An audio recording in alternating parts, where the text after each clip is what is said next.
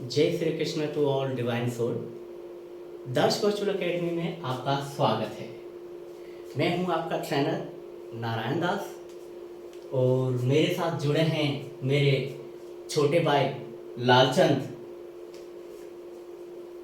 जैसा कि previous videos को देखते हुए बहुत सारे लोगों ने, बहुत सारे मनुष्यों ने, दोस्तों ने, मित्रों ने ये क्वेश्चंस किए थे कि सनातन धर्म की सारी जो भी किताबें हैं, एसेंशियल्स जो बुक्स हैं, उनके बारे में हमें बताएं। क्योंकि जो हमारा प्रीवियस वीडियो था उसमें हमने सिर्फ उन्हीं किताबों के नाम लिए थे जो हमारे पास अवेलेबल थे। लेकिन इस सेशन में ये भगवत गीता जो हम सेशन स्टार्ट करने जा रहे हैं उसका ये सबसे पहला सेशन है और इस पहले सेशन में हम सनातन धर्म की जितनी भी पुस्तक हैं, महान पुस्तकें हैं, उनके बारे में आपको बताएंगे। तो चलते हैं कोर्स की ओर। कोर्स स्टार्ट करने से मैं पहले अपने बारे में अगर कुछ बताता चलूं तो मेरे साथ जो भी मेरे फैमिली मेंबर्स हैं या जो मेरा आधार है वो है मेरे परम पूज्य निर्मल संत महादेव जी जो मेरे दादा हैं, और उनके साथ ये मेरे पिताजी हैं भक्त बुरालाल, मेरे अंकल पंडित शीलनाथ हैं। उसी तरह से ये पूरी फैमिली जो मेरा आधार है।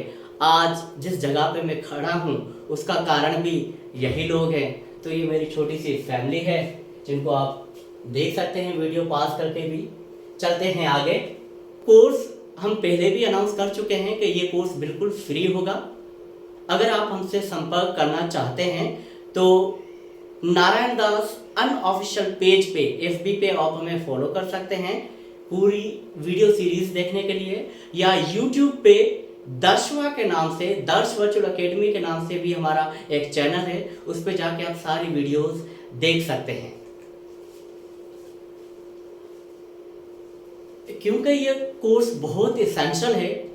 आपको पहले भी पता है कि इस दुनिया के अंदर दो तरह का ज्ञान होता है। एक होता है आध्यात्मिक जिसको स्पिरिचुअल कहा जाता है, दूसरा होता है भौतिक जो साइंटिफिक है या मटेरियलिस्टिक जो दुनियावी तालीम है। तो ये जो कोर्स है वो स्पिरिचुअलिटी पे डिपेंड करता है और ज़्यादातर इसमें हम भगवान का गुणगान करते हैं, भगवान के बारे में बातें करते हैं, स्पिरिचुअलिटी के बारे में बातें करते हैं। तो ये एक बहुत ही दिव्य कोर्स है। इसलिए कोर्स के स्टार्ट से पहले आपको एक संकल्प करना होगा, एक वादा करना होगा, एक वचन देना होगा कि 20 दिन तक, मैंने यहाँ पर वो वचन लिख दिया है, आप सारे लोग पढ़ सकते हैं कि आय नारायण दास। इस नारायण दास की जगह आपको अपना नाम लिखना है और कहना है हियर बाय टेक अ संकल्प, मैं वचन देता हूं या प्रण करता हूं that I will try my best to attain the course for all 20 days, कि 20 दिन तक मैं ये कंटिन्यूस लेवल पे आपका कोर्स अटेंड करूंगा, so that Shrimad Bhagavad Gita can transform me, ताकि श्रीमद् भगवत गीता हमारी जिंदगी बदल सके या बदल दे। 10 आई seek blessing of Lord Shri Krishna. इस तरह से मैं श्री कृष्ण से निवेदन करता हूं कि वो हमारी इस जिंदगी में आए और हमारा जीवन बदल दे और हम पर उनकी कृपा बनाए रखें। तो ये आपको संकल्प करना है। चलते हैं नेक्स्ट। आज के जो हमारा कोर्स है श्रीमद् भगवत गीता, उसका पहला टॉपिक जो हमने सेलेक्ट किया है वो है बुक्स इन हिंदुइज्म। सनातन धर्म में कौन सी पुस्तकें हैं और उनके नाम क्या क्या हैं, हर किताब किस बारे में बात करती है। क्योंकि प्रीवियसली जो वीडियो हमारा चला था उसमें बहुत सारे लोगों ने सवाल भी किए थे कि बाकी धर्म में या रिलीजन्स में तो एक एक किताब है, वो भी इनफ है, हमारे सनातन धर्म में इतनी सारी किताबें क्यों हैं? तो उसका जवाब तो हम आपको अगली वीडियो में जरूर देंगे, लेकिन इस वीडियो में हम आपको वो तमाम किताबें डिफाइन करना चाहते हैं। लेकिन शॉर्ट में आपको बताता चलूं, हम जब भी यूनिवर्सिटी की कोई भी 4 साल डिग्री करते हैं, आप कोई भी BS डिग्री ले ले, BE ले ले, MPhil ले ले, PhD ले ले, जब भी हम BS भी करने जाते हैं ना 4 साल, तो उसमें 35+ सब्जेक्ट पढ़ते हैं, फिर भी हमें सिर्फ इंट्रोडक्शन पता चलता है। इस बात को आप मानते हैं? मीन्स 35 से ज्यादा सब्जेक्ट पढ़ने पड़ते हैं। कंप्यूटर साइंस में 40+ सब्जेक्ट है सिर्फ इंट्रोडक्शन के लिए। तो ये तो आध्यात्मिक ज्ञान है, जो सनातन धर्म का है, अगर इसको पढ़ने के लिए आप कह रहे थे एक किताब में मैं सब कुछ पढ़ लूं, तो ऐसा पॉसिबल ही नहीं है। सनातन धर्म में बहुत सारी किताबें, जैसे मैं ज्योतिष के बारे में बात करूं तो एस्ट्रोलॉजी की बात करते हैं, भगवत गीता जीवन चरित्र के बारे में बात करते हैं, रामायण हमें जिंदगी जीना सिखाती है, उसी तरह से महाभारत हमें जिंदगी में क्या नहीं करना चाहिए उसके बारे में, हमारे जो वेद है वो मंत्रों के, जितने भी सनातन धर्म के मंत्र हैं वो वेदों में लिखे गए हैं। तो उसी तरह से जितनी भी सनातन धर्म में किताब हैं वो करेस्पॉन्डिंग टॉपिक से रिलेटेड है और उसी के बारे में बात करते हैं।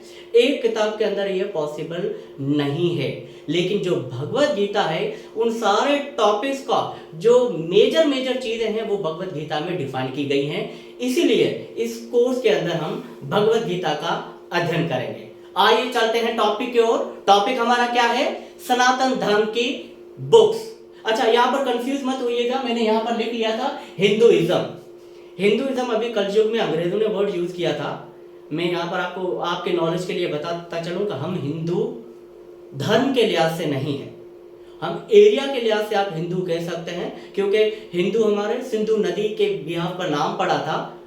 तो हम सनातन धर्म से बिलोंग करते हैं, हमारा रिलीजन नहीं है, हमारा धर्म है। हमारा धर्म कौन सा है? वो है सनातन धर्म। और सनातन धर्म क्या है उसके बारे में हम पहले से बात कर चुके हैं, डिटेल में भी आगे वीडियो में हम बात करेंगे। ठीक है, तो चलते हैं टॉपिक की ओर। यहां पर मैंने लिख लिया है, हेडिंग जो आउटलाइन लिखी है वो है सनातन धर्म की महत्वपूर्ण पुस्तकें। मींस सनातन धर्म के अंदर जितनी भी इसेंशियल बुक्स हैं वो कौन सी है। तो शॉर्ट में जल्दी से मैं चाहूंगा कि जितनी मेन पॉइंट्स है वो आपको जल्दी से बता सकूं, क्योंकि इस वीडियोस में सिर्फ हम मेजर किताबों के नाम लेंगे।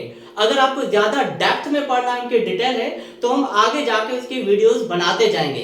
ये सिर्फ किताबों के नाम हैं, उनमें हम डिटेल में नहीं जाएंगे, इस बात को आप ध्यान में रखिएगा। ठीक है भैया?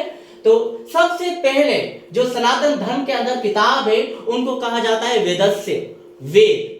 और सनातन धर्म के अंदर कितनी वेद हैं? 4। दूसरे प्रकार के जो सनातन धर्म में किताब है वो है उपवेद। और उपवेद कितने हैं? वो भी 4 ही है। उप कहा जाता है छोटे, सब पाठ। तीसरे प्रकार के जो किताब है वो है वेदांगा। और वेदांगा कितनी किताबें हैं? 6। चौथा प्रकार का जो किताब है वो है उपनिषद। उपनिषद कितने हैं? 108।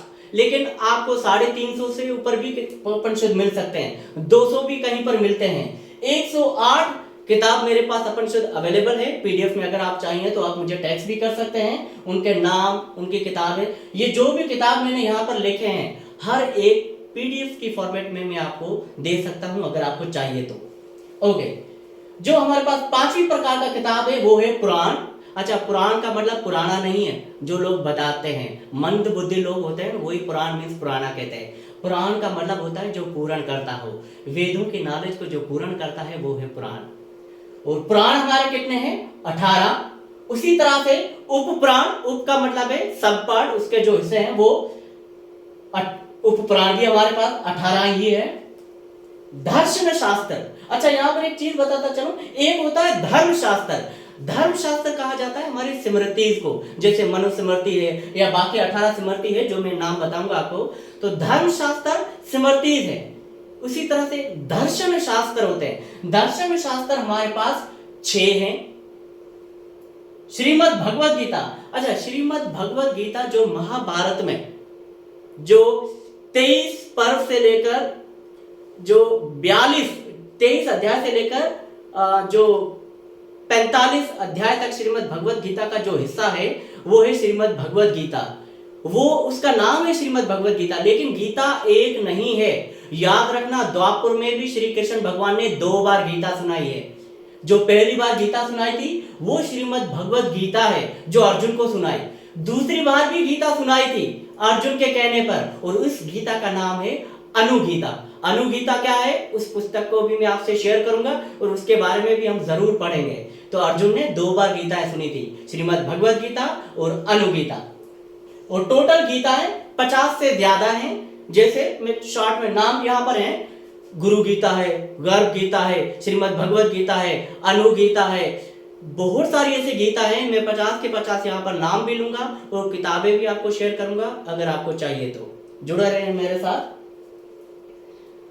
देन दूसरी प्रकार जो है वो है इतिहास। इतिहास कहा जाता है, नॉर्मल इंग्लिश में कहें तो हिस्ट्री। और हिस्ट्री में हमारे पास दो किताबें आती हैं एपिक्स, एक श्री रामायण। अब रामायण जो है वो 300 से भी ज्यादा उसके वर्जन है। जो प्रस्तुत रामायण है वो हमारे पास वाल्मीकि रामायण है, तुलसीकृत रामायण है, उस तरह से बाकी और भी बहुत बेहतरीन रामायण है। रामायण के बारे में भी हम अलग से एक वीडियो रखेंगे, आपको बताएंगे। और आगमास, आगमास हमारे पास 200 है। अब आगमा आपने कहा ये क्या है, तो आपने नाम सुना होगा तंत्र विद्या, मंत्र विद्या, यंत्र विद्या। इन विद्याओं को, इनको वो शक्ति के बारे में है, शिवा के बारे में है, वैष्णव के बारे में है। तो 3 प्रकार के आगमास होते हैं। तो 200 किताबें हैं आगमास के बारे में, हम उनके बारे में भी बात करेंगे। देन सिमरतीज, टोटल हमारे पास 18 सिमरतीज है। जैसे आपने मनुस्मृति का नाम सुना होगा, उसी तरह से 17 और भी हैं, उनके भी मैं नाम लूंगा। बाकी यहां पर मैंने लिखा है मिसलेनियस, मीन्स बाकी ऐसे हजारों किताबें हैं, जैसे उपांगा हो गया, महाकाव्य हो गया, सूत्र हो गया। ऐसी सनातन धर्म में बहुत सारी पुस्तकें हैं जिनके बारे में हम आज बात करने वाले हैं कि वो कौन से हैं। ओके, तो सनातन धर्म की जितनी भी महापुस्तक थी उनके मैंने रेंज आपको, क्वांटिटी आपको बता दी थी। अब हम पढ़ते हैं कि वो 4 वेद कौन से हैं, 4 उपवेद कौन से हैं, या जो भी किताबों के मैंने नाम लिए जो आपको क्वांटिटी में बताए, अब उनके हम नाम पढ़ने जा रहे हैं। तो इस वीडियो में अगेन मैं बताता चलूं, हम सिर्फ किताबों के नाम लेंगे, डिटेल हम नेक्स्ट वीडियो में आपको बताएंगे, ठीक है।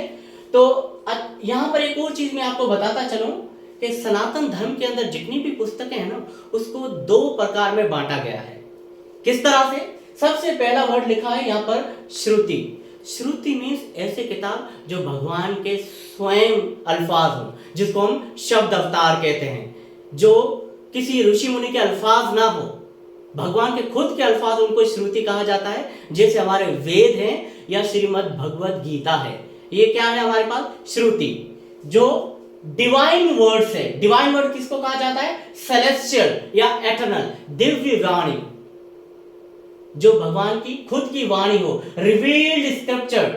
आम लफ्जों में अगर उर्दू में कहें तो ऐसी किताबें जो नाजिल हुई हो, उनको क्या कहा जाता है? श्रुति। या God's as it is words, जैसे भगवान ने लफ्ज बोले एज इट इज, वही के वही शब्द, उनको श्रुति कहा जाता है। दूसरा है स्मृति, ऑथर्ड बाय सेजेस। स्मृति का मतलब है ऐसी किताबें जिसको ऋषि मुनियों ने लिखा हो। जैसे जितनी भी हमारी सनातन धर्म की पुस्तकें हैं, उनको लिखने वाले, जो कहने वाले हैं, वो वेदव्यास ऋषि हैं। वेदव्यास ऋषि, वैसे वेदव्यास एक ऑथरशिप का, एक डेजिग्नेशन का नाम है। उनका नाम असल क्या है? कृष्णद्वैपायन। तो वेदव्यास ऋषि ने सारी किताबें कहीं और श्री गणेश जी ने उनको किताबों के राइटिंग फॉर्म में बनाया या लिखा। तो चलते हैं उन किताबों की व्याख्या के ऊपर। अब जो श्रुति है वो कौन सी है? मैंने यहाँ पर डायग्राम में लिखा है कि जो वेद है हमारे पास, ऋग्वेद, यजुर्वेद, अथर्ववेद, सामवेद, ब्राह्मणाद, आरण्यक, उपनिषद, ये हमारे पास सारी जो इस ब्रैकेट के अंदर हैं, वो सारी हमारी कहलाती हैं श्रुति, जो भगवान की वाणी हो। यहाँ पर दूसरा लफ्ज मैंने श्रीमद् भगवत नहीं लिखा, गीता, तो उसको भी आप कंक्लूड कर लीजिएगा, इंक्लूड कर दीजिएगा। और जो इस लाइन से बाहर हैं, जैसे वेदांगा, स्मृति, महाकाव्य, पुराण, उपवेद या सद्दर्शन, ये सारी हमारे पास स्मृतिज कहलाती हैं। तो ये है हमारे पास 2 प्रकार की किताबें। चलते हैं नेक्स्ट टॉपिक की ओर। अब आप कहेंगे कि 4 वेद, भाई 4 वेद, वो वेद क्या है, उस किसके बारे में बात करते हैं? तो सबसे पहला सनातन धर्म के अंदर जो इसेंशियल वेद है वो है ऋग्वेद। और ऋग्वेद हमारा ज्ञान कांड है।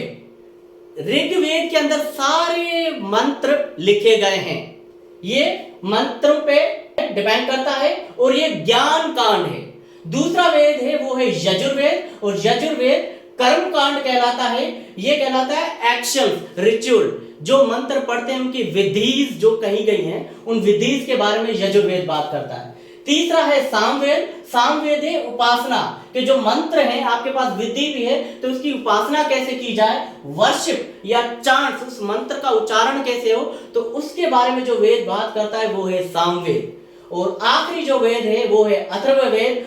अथर्ववेद विज्ञान कांड है, ये स्पेल के बारे में बात करता है, विज्ञान के बारे में बात करता है, साइंस के बारे में बात करता है। तो ये 4 प्रकार के हमारे पास वेद हैं। और उसी तरह से हमारे पास 4 उपवेद भी हैं। सबसे पहला आयुर्वेद है। आयुर्वेद किसके बारे में बात करता है, साइंस ऑफ मेडिसिन। अगर कोई डॉक्टर बनना चाहता है तो वो आयुर्वेद की स्टडी कर सकता है। धनुर्वेद, साइंस ऑफ वॉर, ये क्या है, जैसे कि फौजी वगैरह, आर्मी वगैरह जो बनती हैं, तो उनके बारे में, बैटल्स के बारे में या आर्मी के बारे में अगर कोई आपको नॉलेज लेनी हो तो उसके बारे में हमारे पास धनुर्वेद। गंधर्ववेद, ये साइंस ऑफ म्यूजिक और आर्ट, संगीत के बारे में अगर आपको ज्ञान लेनी है या नॉलेज लेनी है तो आप गंधर्ववेद को पढ़ सकते हैं। देन चौथा जो हमारे पास उपवेद है वो है शिल्पवेद या अर्थवेद। अथर्ववेद महावेद है, लेकिन अर्थवेद हमारा उपवेद है। ये किसके बारे में बात करता है, पॉलिटिशियन या एडमिनिस्ट्रेशन के बारे में बात करता है, वो है शिल्पवेद। तो ये 4 प्रकार के हमारे पास उपवेद थे। दूसरे प्रकार के जो किताबें हैं उनको कहा जाता है वेदांगा। वेद अंगा, जो वेद के अंग हो उनको कहा जाता है Vedanga. Tool for understanding of the Veda, वेदों को समझने के लिए जो हमें छोटे छोटे पार्ट्स में किताब मिले वो उनका नाम है वेदांगा। और वेदांगा टोटल 6 प्रकार के होते हैं। सबसे पहला है शिक्षा। शिक्षा मींस फोनेटिक। अब ये जो वेदांगा है शिक्षा, ये हमें ये बताता है कि लफ्जों का उच्चारण कैसे करें। जैसे लोग कह लेते हैं श्रीमद् भागवत गीता, कहना गलत है। भगत कहना गलत है। लक्ष्मण कहना गलत है। लक्ष्मी कहना गलत है। तो फिर सही क्या है, तो लफ्जों का सही उच्चारण वो हमें शिक्षा वेदांगा में मिलता है कि उनको बोले कैसे। श्रीमद् भगवत गीता, भक्त काफ है, घ नहीं है, भक्त नहीं है, भक्त। लक्ष्मण है, लक्ष्मण नहीं है। लक्ष्मी है, लक्ष्मी नहीं है। तो उस तरह का जो उच्चारण जो हमें सिखाता है या जो मात्रा सिखाई जाती है, जिसको फोनेटिक इंग्लिश में कहा जाता है, वो है हमारा शिक्षा। दूसरा है निरुक्ता। निरुक्ता का मतलब है डिक्शनरी। अच्छा, आपने कहा एक लफ्ज दिव्य, दिव्य किसको कहते हैं? अच्छा, आपने कहा एक लफ्ज भगवान, भगवान किसको कहते हैं? अब लफ्जों की मीनिंग अगर आपको समझनी है तो उसका जो ज्ञान है वो निरुक्ता के अंदर है, कि लफ्जों का ज्ञान, लफ्ज कैसे बनते हैं, एटिमोलॉजी, स्ट्रक्चर कैसे होती है, उसको निरुक्ता कहा जाता है। तीसरा है कल्प। कल्प मींस एप्लीकेशन फॉर द वैदिक मंत्र। उन मंत्रों को कैसे चलाया जाए, रन कैसे किया जाए, इस्तेमाल कैसे किया जाए, उस चीज को कल्प कहा जाता है। चौथा है छंद। छंद का मतलब है पोएटिक, रिदम। अब आप जब संगीत कहते हैं ना, तो आवाज जो सा रे गा मा पा है, जो 7 सुर होते हैं, जो या आप कोई भी शब्द बोलते हैं तो एक एक शब्द उसका उच्चार और उसकी जो रिदम है उसको बहुत ध्यान में रखना होता है। तो रिदम या संगीत की जो दुनिया है उसके बारे में अगर आप बात करें तो वो है छंद। उसी तरह से व्याकरण। व्याकरण कहा जाता है, इंग्लिश के अंदर हम कहें सिंटैक्स या ग्रामर, रूल्स एंड रेगुलेशन।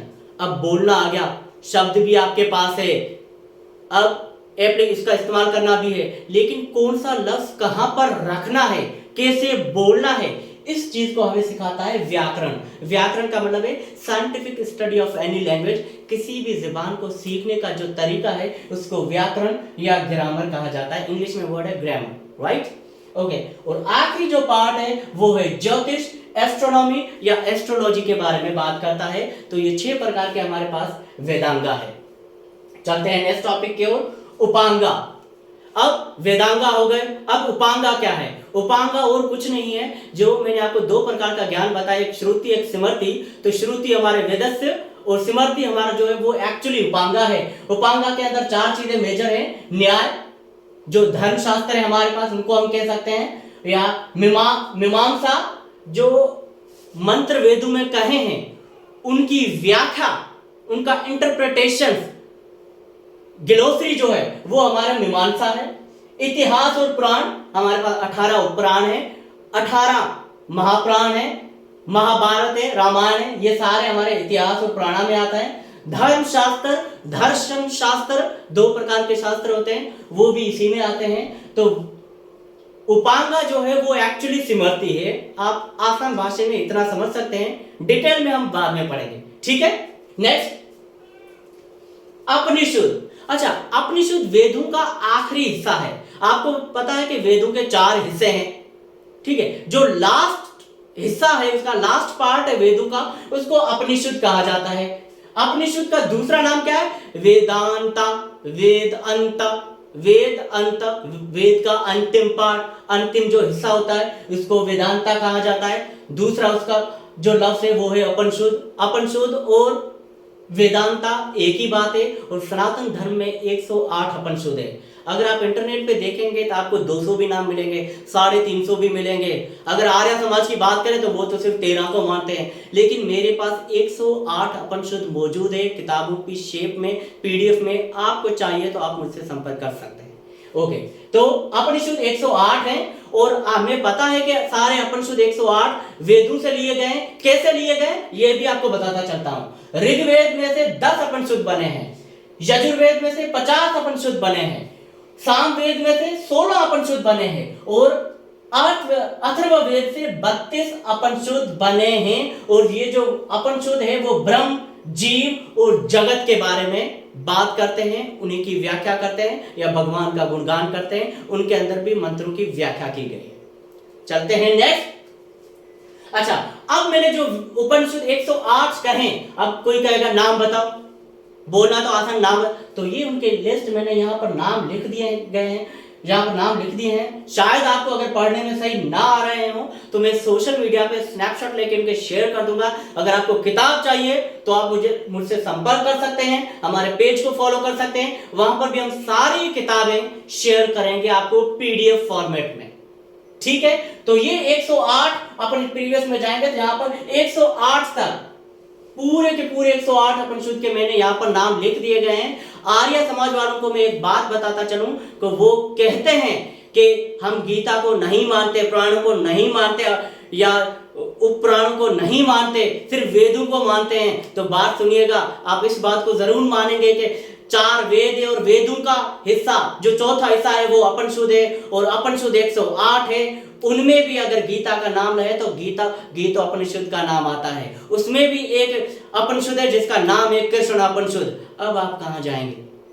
तो जो उपनिषद है वही गीता है और गीता ही वेदों का सार है। उपनिषद वेदों का हिस्सा है, वेदों से उपनिषद बने। उपनिषदों का भी अगर सार कहें तो वो श्रीमद् भगवत गीता है और श्रीमद् भगवत गीता को सुनाने वाले स्वयं श्री कृष्ण भगवान है। इस बात को ध्यान में रखिएगा। धन्यवाद। ओके, नेक्स्ट जो हमारा टॉपिक है वो है महापुराण। महापुराण टोटल 18 हैं, उनके भी मैंने यहाँ पर नाम लिख लिए हैं। जल्दी से मैं आपको बता देता हूँ। ब्रह्म पुराण है, मार्कंडेय पुराण है, स्कंद पुराण है, पद्म पुराण, अग्नि पुराण, वामन पुराण, विष्णु पुराण, भविष्य पुराण, कुर्म पुराण, शिव पुराण, ब्रह्म वैवर्त पुराण, लिंग पुराण, गरुड़ पुराण, नारद पुराण, वाराह पुराण, ब्रह्मांड पुराण, मत्स्य पुराण और श्रीमद् भागवत पुराण। इस तरह से हमारे पास 18 महापुराण है और 18 महापुराण के साथ साथ हमारे पास 18 उपपुराण भी है। उनके भी मैंने यहाँ पर नाम लिख दिए हैं, एक दो के मैं नाम ले लेता हूँ, बाकी आप पढ़ सकते हैं। सारे नाम आपके सामने मौजूद है, जैसे सनत कुमार पुराण है, उसी तरह ब्रह्म नारद पुराण है, नरसिम्हा पुराण है, शिव रहस्य पुराण है, दुर्वासा पुराण है, कपिल पुराण है, वामन पुराण है, भार्गव पुराण है, वरुण पुराण है, कलिका पुराण है, सांबा पुराण है, नंदी पुराण है, सूर्य पुराण है, पराशर पुराण है, वशिष्ठ पुराण है, देवी भागवत पुराण, वो भी हमारा महापुराण नहीं है, उपपुराण है, और गणेश पुराण है, हंस पुराण है। ये हमारे पास 18 उपपुराण है। किताब चाहिए तो अगेन आप संपर्क कर सकते हैं आपके दास के साथ। ओके, चलते हैं नेक्स्ट जो है वो हमारे पास दर्शन शास्त्र। याद रखिएगा, धर्म शास्त्र नहीं, दर्शन शास्त्र। दर्शन शास्त्र 6 है हमारे पास, धर्म शास्त्र 18 है। अभी मैं दर्शन शास्त्र की बात कर रहा हूं, या अगर इंग्लिश लैंग्वेज में इसको कहें तो ये कहलाती है फिलोसॉफी। तो हमारे पास 6 शास्त्र हैं। कौन से हैं? वेदांत दर्शन, योग दर्शन, मीमांसा दर्शन, न्याय दर्शन, विशेषक दर्शन और सांख्य दर्शन। और हर जो शास्त्र लिखा है उसका मैंने ऋषि रचयिता भी बता दिया गया है कि वेदांता जो दर्शन है उसका वेदव्यास ऋषि, योग दर्शन का महर्षि पतंजलि, मीमांसा दर्शन का महर्षि जैमिनी, न्याय दर्शन का महर्षि गौतम, विशेष दर्शन का महर्षि कणद, सांख्य दर्शन का महर्षि कपिल। हर एक के रचयिता ऋषि का भी मैंने यहाँ पर नाम लिख लिया है। डिटेल में हम आगे बात करते हैं। तो चलते हैं नेक्स्ट टॉपिक की ओर। अगला टॉपिक है हमारा श्रीमद् भगवद गीता। लेकिन यहाँ पर मैंने लिखा है डिफरेंट गीताएं, के अलग अलग प्रकार की गीताएं। क्या सचमुच में गीताएं बहुत सारी हैं? तो जवाब है हाँ। उसमें से जो श्रीमद् भगवद गीता है वो श्री कृष्ण भगवान ने धर्म क्षेत्र भूमि में, कुरुक्षेत्र के मैदान में जो अर्जुन को सुनाई थी वो श्रीमद् भगवद गीता है। लेकिन और भी बहुत सारी गीताएं हैं। One of my favourite topic में इसलिए कह रहा हूं क्योंकि आपने देखा होगा कि जब भी हम कोई चीज संसारिक जीवन में या डेली लाइफ में कोई चीज लेते हैं, जैसे कि एक दवाई का हम एग्जाम्पल ले लेते हैं। जब हम कोई भी दवाई लेते हैं तो साथ में एक लिटरेचर भी हमें मिलता है जो हमें ये बताता है कि ये दवाई कैसे इस्तेमाल करनी है। जैसे 1 साल से लेकर 5 साल के बच्चे को इस तरह से दवाई पिलानी है, 5 से 15 साल के बच्चे को इस तरह से पिलानी है। मीन्स ये मैन्युअल है इस दवाई को इस्तेमाल करने का। उसी तरह से जब भगवान ने जो हमें जीवन दिया है, ये जो जिंदगी दी है, उसको कैसे जिया जाए, उस मैन्युअल को कहा जाता है श्रीमद् भगवद गीता। ये श्रीमद् भगवद गीता है जो मैन्युअल ऑफ लाइफ है, जिंदगी जीने का रास्ता। तो श्री गीताएं बहुत सारी हैं, उनमें मैं आपको नाम बताता चलूं। यहाँ पर सबसे पहला है अनुगीता। तो द्वापर युग में जब भगवान श्री कृष्ण का जन्म हुआ था, द्वापर युग में, तब भगवान श्री कृष्ण ने 2 बार गीताएं सुनाई। जो पहली बार महाभारत के युद्ध में सुनाई थी वो श्रीमद् भगवद गीता है, और उसके बाद में अंतिम समय में जो अर्जुन को गीता सुनाई थी उस गीता का नाम है अनुगीता। तो वो गीताएं 50 से ज्यादा हैं। मैंने यहाँ पर कुछ नाम लिख लिए हैं, बहुत एसेंशियल है। जैसे कि अनुगीता है, अष्टवक्र गीता है, अवधूत गीता है, भिक्षु गीता है, ब्राह्मण गीता है, बौद्ध गीता है, ब्रह्म गीता है, देवी गीता, गणेश गीता, यम गीता, गुरु गीता, हंस गीता, उद्धव गीता, हनुमत गीता, हरिता गीता, ईश्वर गीता, कपिल गीता, मंकी गीता, पांडव गीता, प्रासर गीता, गोपिका गीता, राम गीता, रावण गीता, ऋभु गीता, रुद्र गीता, संपक गीता, शिव गीता, श्रुति गीता, सूर्य गीता, सूत गीता, पिंगला गीता, उत्तर गीता, वल्लभ गीता, वशिष्ठ गीता, विभीषण गीता, विकांकनु गीता, विदुर गीता, वित्र गीता, व्यास गीता, स्वामी नारायण गीता, युधिष्ठिर गीता, पृथ्वी गीता, पुत्र गीता, नाग गीता, धर्म युद्ध गीता, जीवन मुक्त गीता, कश्यप गीता, सिद्ध गीता, विष्णु गीता, सप्त श्लोकी गीता, गर्भ गीता। इस तरह से बहुत सारी गीताएं हैं जो हर अपने करेस्पॉन्डिंग चीज के बारे में बात करती है। जैसे श्रीमद् भगवत जो गीता है वो जीवन के बारे में बात करती है, ह्यूमन लाइफ के, द मैन्युअल ऑफ लाइफ के बारे में वो बात करती है। उसी तरह से गुरु गीता है कि एक गुरु की, एक टीचर की क्या वैल्यू होनी चाहिए, तो इसके लिए गुरु गीता है हमारे पास। उसी तरह से हमारे पास गणेश गीता है, किसी कार्य को शुरू कैसे किया जाए उसके बारे में है। उसी तरह से शिव गीता है जो डिस्ट्रक्शन ऑफ वर्ल्ड के बारे में है। उसी तरह से हमारे पास गर्भ गीता है, एक गर्भवती महिला के बारे में कि एक गर्भ में मीन्स जब मनुष्य वो जन्म लेता है तो गर्भ के बारे में कि मनुष्य जीवन क्यों मिला, या किसी जानवर का जीवन हमें, पशु पक्षी का जीवन हमें क्यों मिला, उसके बारे में गर्भ गीता है। तो बहुत सारी गीता हैं जो अपने करेस्पॉन्डिंग टॉपिक के बारे में बात करती हैं। लेकिन जो श्रीमद् भगवत गीता है वो मैन्युअल ऑफ लाइफ है। उसका दूसरा नाम शब्द अवतार है। उसका तीसरा नाम गीतो उपनिषद है जो संस्कृत में लिखी गई थी, और उसके बारे में हम डिटेल में बात करेंगे कि वो चीज क्या है। लेकिन ये हमारी गीताएं हैं जो मैंने यहाँ पर नाम बताए। अगले टॉपिक की ओर चलते हैं। नेक्स्ट टॉपिक है इतिहास। इतिहास में सबसे महान जो हमारा टॉपिक है वो है रामायण। ये भी मेरा one of the favourite topic है, श्री वाल्मीकि रामायण। रामायण हमें जीना सिखाती है, जिंदगी कैसे जी जाए वो श्री राम हमें सिखाते हैं। उनकी दिव्य जीवन जो है वो हमें सिखाता है। और इतिहास या एपिक में दूसरा जो नाम आता है वो महाभारत है। महाभारत से हमें ये पता चल, महाभारत में इतना ज्ञान है, वो ज्ञान का भंडार है कि उसको वेद व्यास ऋषि ने 5वें वेद का नाम दिया था। और जो हम श्रीमद् भगवत गीता पढ़ते हैं वो भी महाभारत का हिस्सा ही है। वो 23वां अध्याय से लेकर 42 अध्याय तक जो है वो भीष्म पर्व का वो हमारे पास श्रीमद् भगवत गीता है। तो महाभारत में हमें यह पता चलता है कि जीवन में क्या नहीं करना चाहिए, और रामायण हमें यह सिखाती है कि जीवन में हमें क्या करना चाहिए। और श्रीमद् भगवत गीता हमारा मैनुअल ऑफ लाइफ है, जिंदगी जीने का रास्ता है। अगला टॉपिक है हमारा आगमास। आगमास मैंने आपको पहले बताया कि 200 आगमास है। आगमास का मतलब है जो तंत्र मंत्र यंत्र जो विद्या है वो।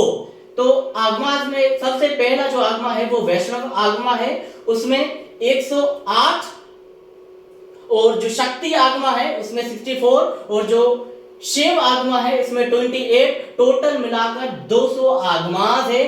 और वो 4 चीजों के बारे में बात करते हैं: ज्ञान पद, योग पद, कार्य पद और क्रिया पद।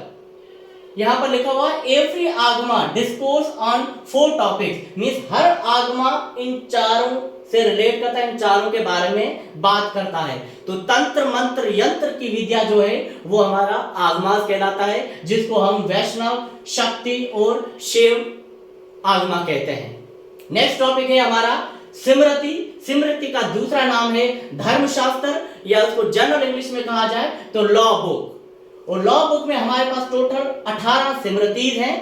मनु स्मृति, जो मनु स्मृति, मनु ने जो लॉ बताए थे, इस धरती का सबसे पहला जो शख्स है, मनुष्य है, वो है मनु।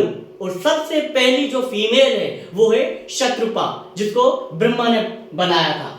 तो मनु स्मृति है वो सतयुग के, उसमें जो रूल्स रेगुलेशन कहे हैं वो असल में सतयुग के हैं। तो उसको अगर हम अभी कलयुग में अपनाएंगे तो मुझे नहीं लगता उसको हम स्वीकार भी करेंगे, क्योंकि आपने सुना होगा तो महर्षि वेदव्यास ने महाभारत में क्या लिखा है, हम कलयुग के प्राणियों के लिए कहा है कि कुल शूद्र संभव, कलयुग में हर मनुष्य शूद्र समान होगा। वो जो हृदय का, मन का पवित्र हो ही नहीं सकता। अच्छा, उसी तरह से श्रीमद् भगवत महापुराण में जो सारे प्राणों से उत्तम प्राण है, उसमें सुखदेव जी महाराज परीक्षित को क्या कहते हैं कि कलयुग पूरा मतलब कुकर्म से भरा हुआ होगा, उसमें पाप बहुत सारा बढ़ जाएगा। अच्छा, फिर उसका उपाय क्या होगा? हरि नाम ही सब कुछ होगा, वहां पर कीर्तन ही सब कुछ होगा, कृष्ण का जाप करना ही उत्तम होगा, वही मोक्ष का रास्ता है। और वहां पर उन्होंने मंत्र बताया था, हरे कृष्ण कृष्ण कृष्ण हरे हरे, हरे राम राम राम हरे हरे। ये मंत्र के जाप से ही मनुष्य का कल्याण होगा। उसी तरह से वेद जो है, वेद भी अगर हम कहें तो वेदों का पाठ है अपनिषद, और अपनिषद में एक अपनिषद का नाम है कली संतरण अपनिषद। कली का मतलब है कलयुग, संतरण का मतलब है तारण करने वाला। तो ऐसा अपनिषद जो कलयुग में मनुष्य को तार दे, उसका नाम है कली संतरण अपनिषद। वो ब्रह्मा जी नारद जी को बता रहे हैं कि कलयुग में अगर किसी जीवन को तारना है, वो कहते हैं कि वेदों का मंत्र, जो वेदों के मंत्र है, वो कलयुग में संभव है ही नहीं। आपने देखा होगा आजकल कोई वेद नहीं पढ़ता, क्योंकि वेद इतने महान है और इतने दिव्य, इतने सीक्रेट है कि आम मनुष्य की समझ से ही बाहर है। और वो हजारों साल, लाखों साल पहले ऋषि मुनि कह चुके हैं। फिर नारद जी सवाल करते हैं कि कलयुग में मनुष्य का तारण कैसे होगा? अगर वेदों के मंत्र से मनुष्य तर नहीं सकते, मतलब तर तो सकते हैं, लेकिन वेदों के मंत्र जो है मनुष्य के पास होंगे ही नहीं, तो ऐसा क्या उपाय है कि मनुष्य अपना जीवन तार सके? तो कली संतरण परिषद में ब्रह्मा जी नारद जी को कहते हैं, वहां पर कहते हैं कि सिर्फ कृष्ण नाम का मंत्र ही, जो 16 अक्षर मंत्र है, हरे कृष्ण कृष्ण कृष्ण हरे हरे, हरे राम राम राम हरे हरे। और अगले मंत्र में वेदों के जो श्लोक है उनको मंत्र कहा जाता है। तो मंत्र में, वो अगले मंत्र में ब्रह्मा जी क्या कहते हैं? सर्व वेदेषु दृश्यते सारे वेदों में दृष्टि डालने पर भी कृष्ण महामंत्र से कोई ऐसा अच्छा मंत्र नहीं मिल सकता जो मनुष्य को कलयुग में तार सके। तो ये था मैं स्मृति के बारे में जो आपको एक्चुअली बताना चाह रहा था कि धर्मशास्त्र लॉज बुक, तो मनुष्य स्मृति के जो लॉ हैं वो सतयुग के लिए थे, यज्ञवल्क्य स्मृति त्रेता युग के लिए, सांख्य लिखित स्मृति द्वापर युग के लिए, कलयुग के अंदर जो लॉ डिफाइन है वो है प्रासर स्मृति। और इस तरह से यहाँ पर 18 स्मृति के मैंने नाम लिख दिए गए हैं जो जप तप कीर्तन मेडिटेशन एंड सर्विस ऑफ गुरु के बारे में बात करते हैं, जिंदगी जीने के रास्ते हमें बताते हैं। तो 18 स्मृति के मैंने यहाँ पर नाम लिख दिए हैं। ये है हमारे धर्मशास्त्र या स्मृति। हर वीडियो के लास्ट में हम आपको एक सीख दिया करेंगे, मीन्स आपको उससे कुछ सीखना होगा। और आज की सीख है कि मंदिर में 6 लेटर हैं, मस्जिद में भी 6 लेटर हैं, चर्च में भी 6 लेटर हैं। अच्छा, और गीता में श्रीमद् भगवत गीता जो गीता में 5 लेटर, कुरान में भी 5 लेटर है, बाइबल होली कुरान उनमें भी 5 लेटर ही हैं। तो 6 - 5 इज इक्वल टू 1 गॉड, भगवान एक ही है। शाह लतीफ ने बेहतरीन कहा है कि अखर पढ़ अलिफ जो वर्क सब विसार, अंधर तू उजार पन्ना पढ़ींदे केतरा, सागियो अलिफ ओम में सागियो मंज अला, चौथा थियो गुमराह अर्जी अखरन विच में। आप कोई भी जाति से ताल्लुक रखते हो, हिंदू मुस्लिम सिख ईसाई क्रिश्चियन, बस ह्यूमैनिटी ही सब कुछ है। अगर इंसानियत नहीं है तो इससे रिलीजन का कोई फायदा नहीं है।